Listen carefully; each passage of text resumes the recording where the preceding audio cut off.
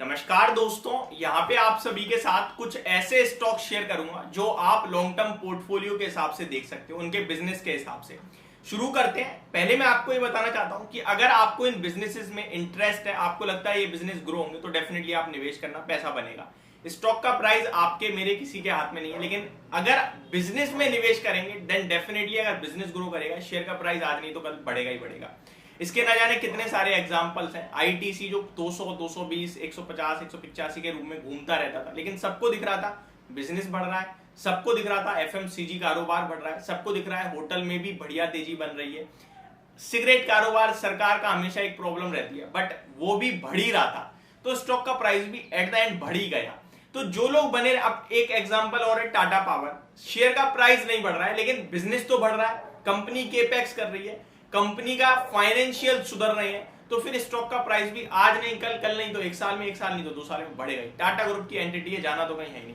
तो जो लोग बिजनेस में निवेश करते हैं वो पहले तो 1 साल, 2 साल, 3 साल के लिए नहीं, वो बिजनेस में निवेश कर रहे हैं तो फिर टिके। और दूसरी बात, सबसे बड़ी बात ये होती है, जब स्टॉक का प्राइस घट जाए, गिर जाए, तो आप लोगों की मत सुनो, क्योंकि उस समय सब नेगेटिव बोल रहे होंगे, नेगेटिव खबरें चल रही होंगी, तभी तो स्टॉक का प्राइस नीचे है। कभी ऐसा हुआ है क्या सब कुछ अच्छा हो रहा हो और शेयर का प्राइस नीचे हो? कभी नहीं हो सकता ना। तो ये चीज आपको अपने आप को समझानी होगी कि जब सब कुछ अच्छा है तो स्टॉक का प्राइस तो ऊपर ही होगा, लेकिन जब सब खराब चल रहा है उस समय तभी स्टॉक का प्राइस नीचे मिलेगा, तभी आपको भाव अच्छा मिलेगा। और शेयर बाजार में रामदेव अग्रवाल जी ने एक बहुत ही बढ़िया बात कही है कि आपको यहीं पे एक अच्छी चीज सस्ती मिलती है और एक अच्छी चीज बहुत महंगी भी मिलती है। डिपेंड करता है आपका प्राइस किस हिसाब से ले रहे हो आप, वही आपको मल्टीबैगर की कहीं ना कहीं एक रास्ता दिखता है। तो अब मैं आपके साथ शेयर करने जा रहा हूं कुछ ऐसे बिजनेसेस जो लॉन्ग टर्म में बढ़िया कर रहे हैं और अभी कर रहे हैं और लॉन्ग टर्म में भी कर सकते हैं। पहला नाम आता है सीडीएसएल का, सेंट्रल डिपॉजिटरी सर्विसेज लिमिटेड। अब पहले इसको समझ लीजिए, जब आप और हम डीमेट अकाउंट ओपन करते हैं और शेयर्स खरीदते हैं तो वो डीमेट होते हैं, और डीमेट कहां होते हैं? सीडीएसएल या एनएसडीएल के पास। लेकिन एनएसडीएल पहली बात तो बाजार में लिस्टेड है नहीं, और जब लिस्टेड होगा भी, क्योंकि उसका आईपीओ कहीं ना कहीं डीआरएचपी फाइल हो चुका है, तो जल्दी आपके लिए आईपीओ आएगा। मैंने पूरा कंपैरिजन भी रखा था। एक्टिव क्लाइंट्स के मामले में सीडीएसएल नंबर 1 है। एनएसडीएल के पास कॉर्पोरेट अकाउंट है, टोटल डीमेट देखोगे तो एनएसडीएल पे है, बट पैसा तो तब बनेगा ना जब एक्टिव क्लाइंट है। मान के चलो जो अनलिस्टेड कंपनी है उसने एक बार रजिस्टर करा दिया, वन टाइम फी दे दी है एनएसडीएल को, लेकिन उससे एनएसडीएल के पास पैसा नहीं आ रहा। पैसा कब आएगा? जब मेरे और आपके जैसे लोग जो जिनका डीमेट अकाउंट है, जो शेयर खरीद रहे हैं, बेच रहे हैं, तो उनके पास बार बार ट्रांजैक्शन फीस आ रही है। अब मैं एक बार लेके डाल के भूल जाऊं, उनके पास क्या पैसा आया? कुछ नहीं। तो एक्टिव क्लाइंट का वैल्यू अपने आप में ज्यादा है। तो यहां सीडीएसएल जो है वो लीडर है, 72% समथिंग के मार्केट शेयर है इसके पास एक्टिव क्लाइंट में। इनके अगर आप प्रॉफिटेबिलिटी देखोगे ना तो एनएसडीएल के आगे काफी ज्यादा बढ़ रही है। तो सीडीएसएल डायरेक्टली, अगर आपको लगता है शेयर बाजार में लोग आते ही जाएंगे, अभी तो बहुत कम लोग हैं। मैं आपको डाटा बताऊं तो 2013 में 2 करोड़ डीमेट अकाउंट थे, करंटली लगभग 13 करोड़ से भी ज्यादा हो गए हैं। तो ये डाटा अपने आप में कुछ कह रहा है एक्टिव अकाउंट के मामले में। तो ये डाटा यही कह रहा है कि आगे अभी तो जनता और आनी है, बहुत बड़ा स्कोप है शेयर बाजार की लाइन में। तो जैसे जैसे जागरूक होते जा रहे हैं लोग, निवेश करते जा रहे हैं और निवेश करते जाएंगे, डीमेट अकाउंट खुलते जाएंगे, तो फिर आपके लिए सीडीएसएल का कारोबार भी बढ़ता चला जाएगा।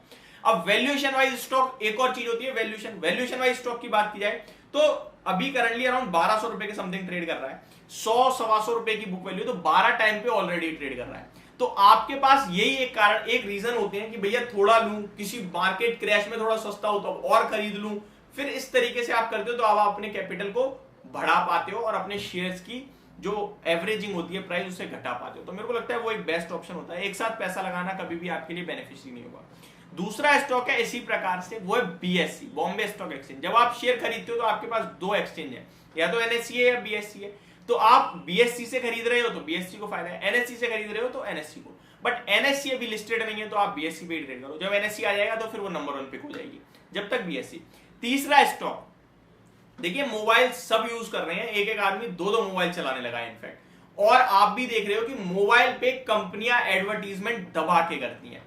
आप देखते हो किसी भी सोशल मीडिया प्लेटफॉर्म पे जिसपे लोग हैं उस पे प्रमोशन चल रहा है, कंटेंट क्रिएट हो रहा है, प्रमोशन चल रहा है, पैसे कमाए जा रहे हैं। अब ये जो प्रमोशन फोन पे, टीवी पे और आपका सोशल मीडिया की ऐप वगैरह पे जो चल रहे हैं, आपको लग रहा है ये आगे और ग्रो करेगा, क्योंकि देखिए इससे दो लोगों को फायदा होता है। पहला तो डायरेक्ट कंपनी को उन्हें सस्ते में अपना प्रमोशन मिल रहा है और उन्हें पता है कि भैया लोग यहाँ पे काफी है, तो यहाँ पता चल गया तो मैंने टीवी पे प्रचार कर दिया। टीवी पे प्रचार करना महंगा है और अब तो लोग टीवी उतनी देखते भी नहीं जितना फोन देख रहे हैं, तो आपको लग रहा है ये मोबाइल एड और यूट्यूब वगैरह सोशल मीडिया पे एडवर्टीजमेंट बढ़ेगा आगे चलकर, और तो फिर एफएल इंडिया उसमें मार्केट को लीड करता है, तो वहां पे आप निवेश कर सकते हैं। और ये स्टॉक मैंने अपनी फंडामेंटल ऑफ इक्विटी मार्केट की जो हमारा कोर्स था उसमें भी शेयर किया था आप सभी के साथ, तो ये एक अपडेट था। ठीक है, अब अगले स्टॉक की तरफ चलते हैं।